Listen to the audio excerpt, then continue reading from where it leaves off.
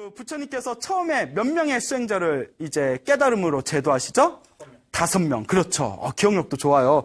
5명. 예? 5명의 오비구라고 합니다. 5명의 수행자를 녹야원에서 제도하시고, 그 다음에 야사와 야사의 친구 54명. 그러니까 야사를 포함해서 55명이겠죠.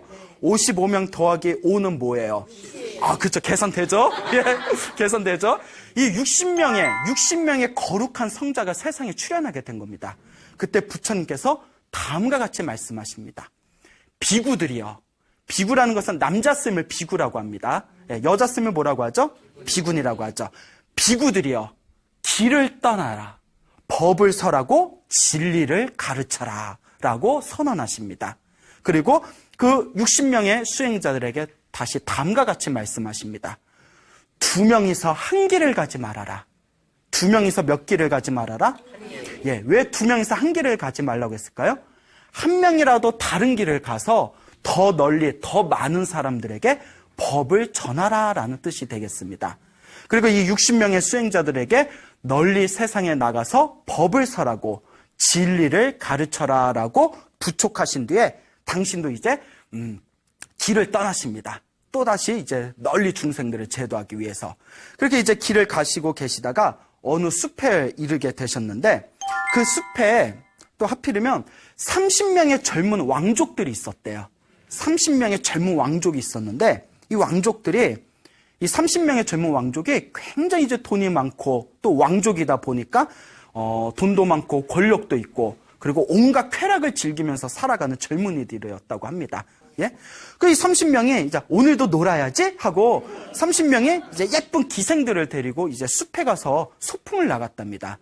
거기서 이제 우리 막 열심히 이제 놀고 있다가 이제 너무 노니까 체력이 딸리는 거예요.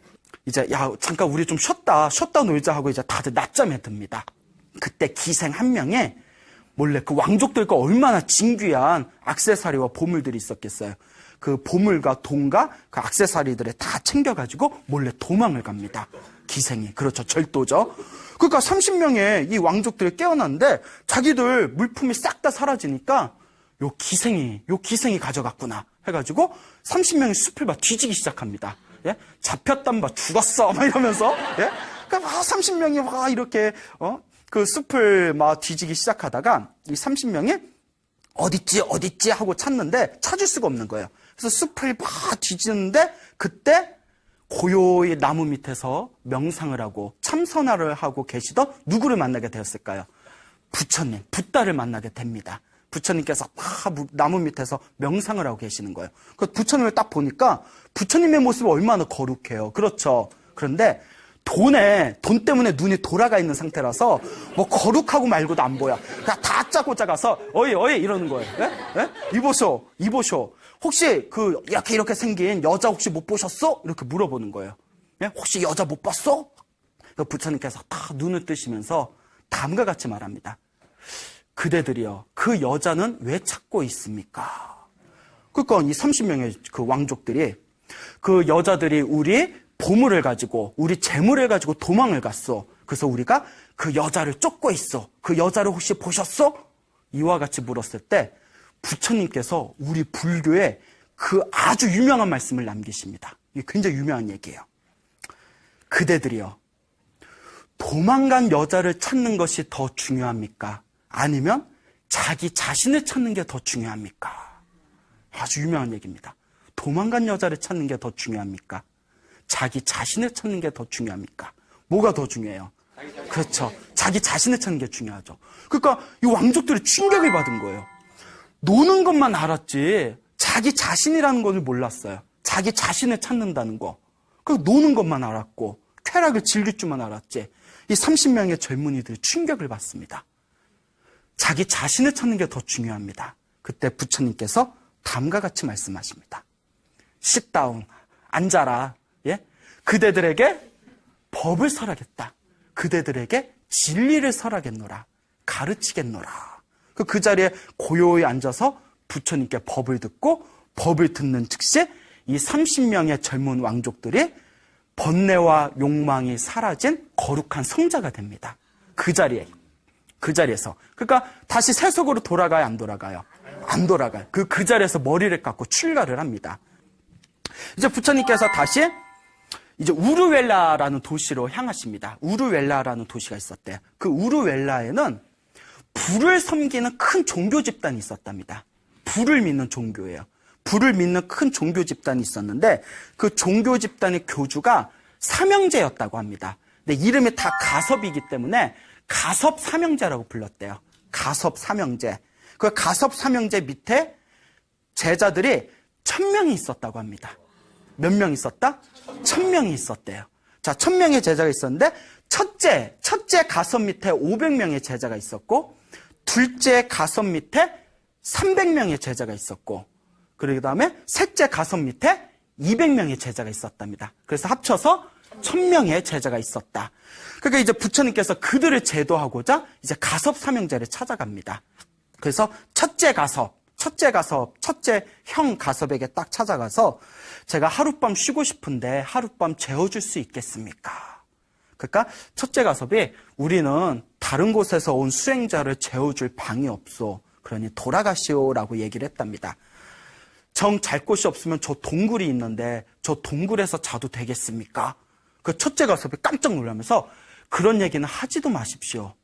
저 동굴에는 불을 뿜는 동룡이 살고 있습니다. 드라곤, 동룡이 살고 있습니다. 용이 살고 있습니다. 불을 뿜는 용이 살고 있으니 저곳에 들어가면 절대 안 됩니다. 그러니까 부처님께서 자꾸 떼를 쓰는 거예요. 아니, 내가 알아서 할 테니 저기서 재워주시오. 그러니까 이 첫째 가섭이 그래도 굉장히 인품이 뛰어났답니다. 비록 불을 섬기는 종교 집단의 교주였지만 굉장히 인품이 뛰어나고 덕이 있었답니다. 그래서 계속 말리는 거예요. 이보시오, 젊은 양반. 그때 부처님 나이가 35이니까 젊어 보이잖아요? 젊은 양반. 저기 들어가서 잤다가 용한테 잡아먹힙니다. 당신이 걱정돼서 그런 거니까 저기에 들어가지 마십시오. 근데 부처님께서 자꾸 떼를 쓰니까 그렇게 인품이 뛰어난 첫째 가섭도 결국은 짜증을 냅니다. 알아서 하시오. 예? 그러니까 죽도 살다 알아서 하시오. 알아서 주무시든 말든 알아서 하시오. 하고 이제 신경을 쓰지 않습니다. 그 부처님께서 미소를 지으면서 그 동굴 안에 들어가시게 되죠. 동굴 안에 들어갈 때 뭐가 있어요? 불을 뿜는 드라곤, 동룡이 있어요. 예? 동룡이 있는데 이 동룡이 딱 부처님 보더니 불을 뿜으면서 공격을 했답니다. 용이. 그때 부처님께서 화강산매에 들어가셨답니다. 화강산매는 불화자에 빛광자를 써서 몸에서 큰 불을 일으키는 신통력을 화강산매라고 합니다. 그래서 부처님께서 지혜의 불, 자비의 불길을 일으키셔서 그 독의 불을 일으키는 동룡을 잠재우시고 동룡을 제도하셨다고 합니다. 그 동룡을 부처님이 들고 다니시는 바리떼, 바루 아시죠? 바리떼 안에 그 동룡을 조그맣게 만들어서 도마뱀처럼 만들어서 그 바리떼 안에 집어넣으셨다고 합니다. 그 다음날 이제 아침이 되었을 때 첫째 가섭이 너무 걱정이 되는 거예요. 아, 이 젊은 수행자가 죽었을 텐데 그때 끝까지 말릴 걸 그랬나? 너무 미안한 거예요. 아, 어떡하면 좋냐? 괜히 내가 끝까지 말리지 못해서 죽었나 보다 하고 있는데 저기서 딱 부처님이 미소를 지으면서 바루를 들고 딱 나오시는 거예요. 그거 깜짝 놀랐어요. 아니, 또 분명히 동룡한테 잡아먹혔을 텐데 어떻게 살아남았지? 아니, 동굴 안에 동룡이 있었을 텐데 어떻게 살아남았습니까? 그 부처님께서 바리떼 안에 있는 도마뱀처럼 작아진 동룡을 보여줍니다.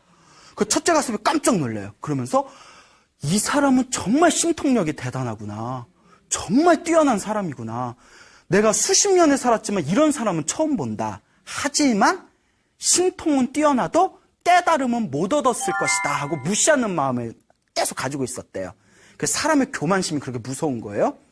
그러니까 이제 부처님께서 다 바로 안에 있는 동룡을 보여주시고 미소를 지으니까 이 첫째 가섭이 어쨌거나 대단한 사람이다 생각돼서 그러지 말고 우리가 매일매일 내가 공양을 드릴 테니까 여기서 몇 개월만이라도 같이 삽시다. 같이 살면서 우리 공부합시다. 이렇게 부처님을 붙들었대요.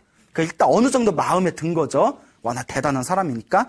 그러니까 부처님께서 첫째 가섭과 함께 3개월 동안 머무르시면서 16가지 신통력을 보여주셨대요. 그 16가지 신통력이 경전에 다 나옵니다. 근데 3개월 동안 16가지의 신통력을 보여주셨는데도 이 첫째 가섭은 끝까지 부처님을 마음으로 인정하지 않았대요. 저 젊은 수행자가 심통력이 뛰어나고 대단한 건 사실이지만 그렇다고 무엇을 얻은 것은 아닐 것이다.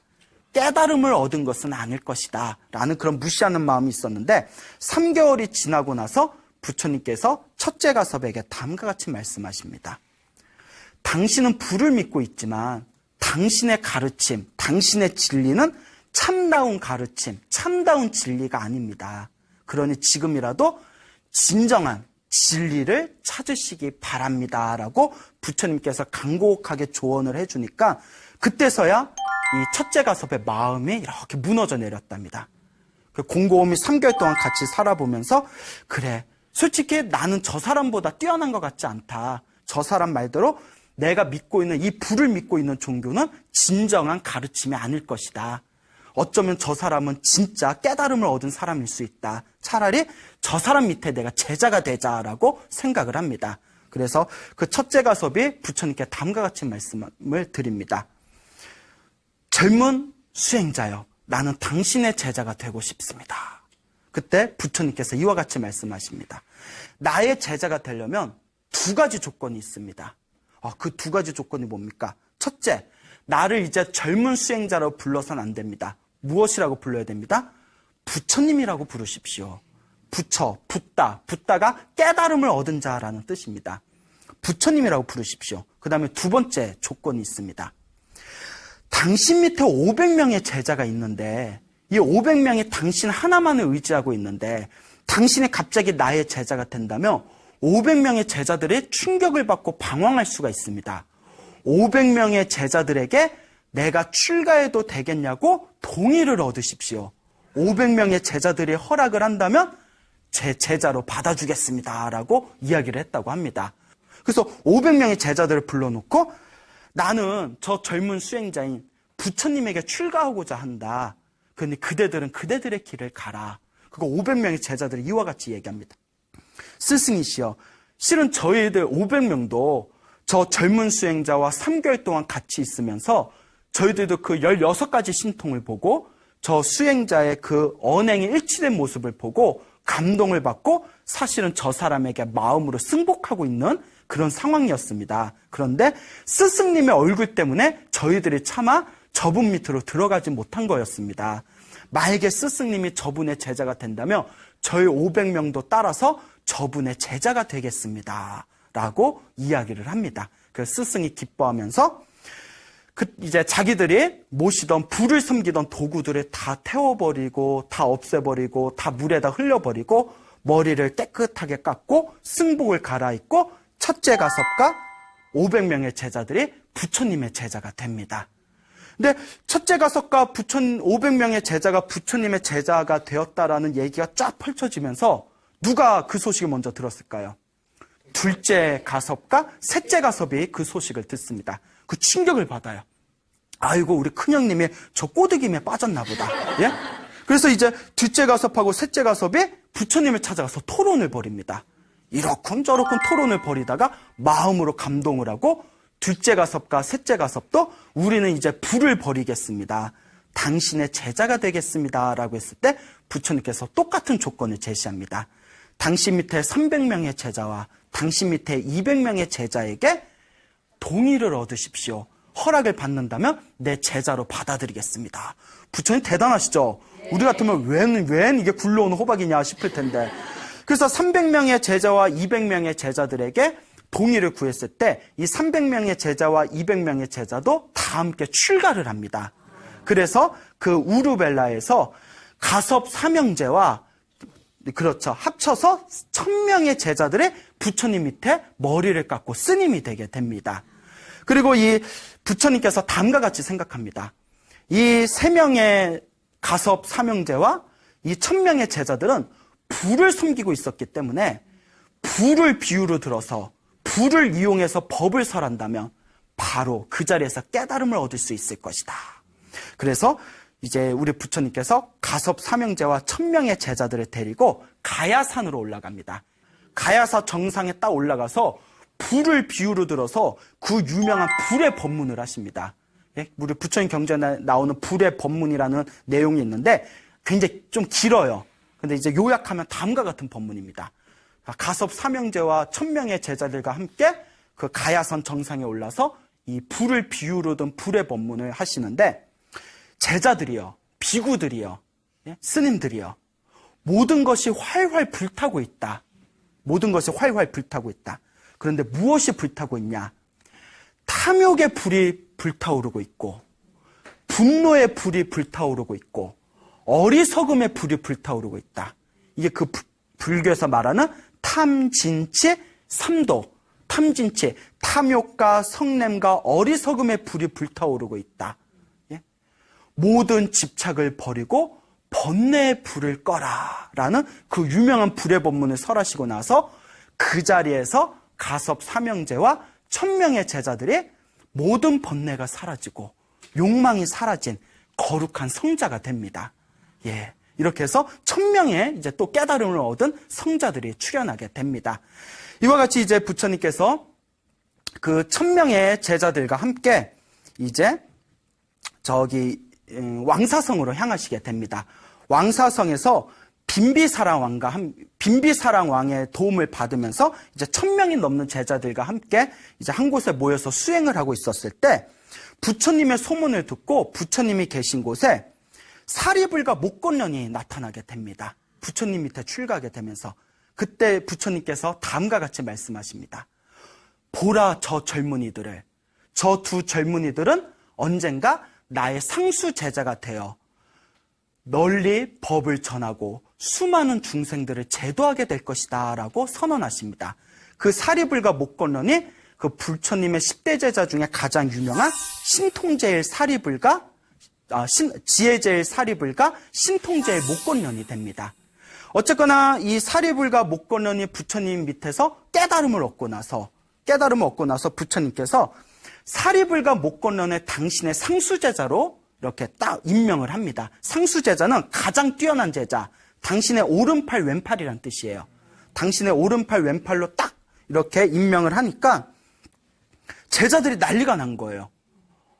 그 제자들이 난리가 나서 부처님한테 다음과 같이 얘기합니다. 부처님, 만약에 가장 뛰어난 상수제자를 세우시려면, 임명을 하시려면 순서대로 하는 게 맞지 않습니까? 순서대로 하면 첫 번째 오비구, 5명의 비구를 5명의 수행자가 있고 5명의 수행자가 싫다고 하면 또 누가 있어요? 그렇죠. 55명. 야사와 54명의 친구들. 55명의 수행자가 있고 55명의 수행자가 싫다고 하면 또 누가 있어요? 그렇죠. 30명의 수행자. 기억 되게 잘하세요. 예? 깜짝 놀랐네. 30명의 수행자가 있고 30명의 수행자가 싫다고 하면 누구죠? 그렇죠.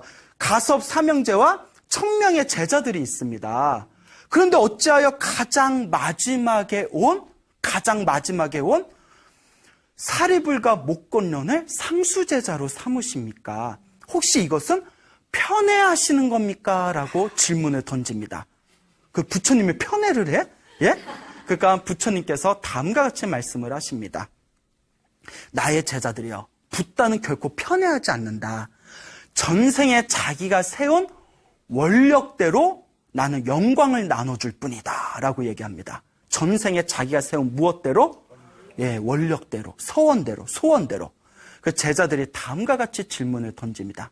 부처님, 그것이 도대체 어떤 이치가 있는 겁니까? 전생에 어떤 서원을 세웠길래 영광을 나눠주신다고 말씀하십니까? 그때 부처님께서 다음과 같이 말씀하십니다. 머나먼 과거 전생에 석가모니 부처님 훨씬 이전에 윗바시라는 부처님이 계셨다고 합니다. 무슨 부처님이요? 윗바시 부처님. 석가모니 부처님 훨씬 이전에 이 윗바시 부처님 시대 때 형제가 있었다고 합니다. 형제가 있었는데 이 형제들이 이제 농사꾼이었대요. 이제 농부였는데 동생의 형에게 다음과 같이 이야기를 합니다. 우리가 처음으로 이 수확을 한 이 첫 곡식으로 쌀을 지어다가 음식을 만들어서 부처님과 스님들께 첫 번째로 공양을 올립시다, 형님. 우리가 복을 지읍시다 하니까 형님이 딱 거절하는 거예요. 야, 부처님하고 스님들이 몇천 명, 몇만 명이 되는데 그분들한테 공양 다 올렸다가는 우리가 재산이 너무 많이 손실된다. 나중에 하자. 근데 동생이 가서 계속 쫄랐대요. 우리 부처님하고 스님들한테 공양 올립시다. 그 형이 짜증이 나니까 그러면 우리가 노원을 반으로 뚝 자르자. 그래서 내 노는 건들지 말고 네 노는 네가 알아서 해라 라고 얘기를 했답니다. 동생이 자기 반으로 뚝 잘린 그 자기의 이제 구역이 된 논에서 다 수확을 해가지고 그 첫 곡식으로 쌀밥을 짓고 진귀한 음식을 만들어서 윗바시 부처님과 수많은 스님들에게 첫 번째 공양을 올렸답니다. 부처님께서 공양을 맛있게 드시고 스님들의 공양을 맛있게 드시고 난 뒤에 부처님 앞에서 합장하고 절을 올린 뒤에 다음과 같이 서원을 세웁니다. 거룩하신 부처님이시여, 제가 이 공양을 올린 공덕으로 제가 이 세상에 부처님이 출현하시면 그 부처님 밑에서 첫 번째 깨달음을 얻은 제자가 되게 해주십시오 라고 서원을 세웠다고 합니다. 그 서원을 세운 동생이 바로 석가모니 부처님의 누구다? 첫 번째 깨달음을 얻은 꼰다냐였다라고 얘기를 하십니다. 이해 가시죠? 꼰다냐는 머나먼 과거 전생에 부처님의 깨달음을 얻은 첫 번째 제자가 되겠다고 서원을 세웠다. 그래서 나는 그 서원대로 영광을 나누어 줬을 뿐이다 라고 말씀을 하십니다. 알겠죠? 그리고 부처님께서 다음과 같이 말씀하십니다. 사리불가 목건년도 그렇다. 사리불가 목건년도 수많은 과거 전생에 아노마다씨라는 부처님이 계시던 시대였을 때, 어느 부처님이요? 아노마다씨. 아노마다씨라는 부처님이 계셨을 때 그때도 두 명은 친한 친구였다고 합니다. 친한 친구였을 때 아노마다씨 부처님을 만나 뵙고 너무나 존경하는 마음으로 몇 날 며칠 동안 옆에서 시봉을 들고 공경을 하고 공양을 올렸다고 합니다. 그렇게 몇 날 며칠 동안 공경하는 마음으로 공양을 올린 뒤에 다시 이 아노마다씨 부처님 앞에서 합장을 하고 다음과 같이 서원을 세웁니다. 저의 두 명의 친구가 부처님께 공경하는 마음으로 공양을 올리고 부처님께 공덕을 지은 이 선업의 힘으로 저희들이 부처님의 상수제자가 되게 해주십시오. 이 사리불가 목건어는 머나먼 과거 전생에 부처님 앞에서 상수제자가 되게 해주십시오라고 서원을 세웠기 때문에 이번 생에 나는 그 전생의 소원대로 상수제자의 영광을 주었을 뿐이다. 이와 같다. 야사와 54명의 친구들도 30명의 젊은 왕족들도 가섭 삼형제와 1000명의 제자들도 머나먼 과거 전생에 복을 짓고 선업을 짓고 공덕을 지으면서 깨달음을 얻게 해주십시오라고 서원을 세웠지 상수제자가 되게 해주십시오라고 서원을 세우지는 않았다.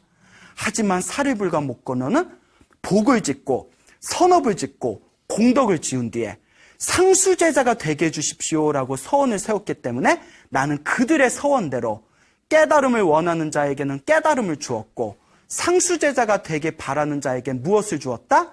상수제자의 자리에 영광을 나누어 주었을 뿐이다 라는 말을 듣고 수많은 제자들이 비로소 부처님의 깊은 뜻을 이해했다고 합니다. 아시겠죠? 네. 이와 같이 자기가 지은 복과 선업과 공덕의 원력에 의해서 우리의 미래가 창조됩니다.